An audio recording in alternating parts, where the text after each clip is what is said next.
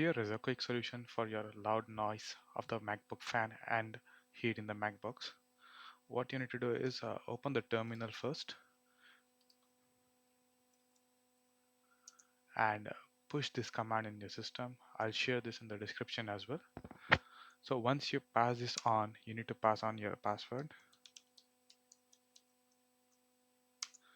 Once the system, it will start displaying, like your desktop temperatures continuously for each 5 to 10 seconds. Meanwhile, what I would suggest is to go to activity monitor.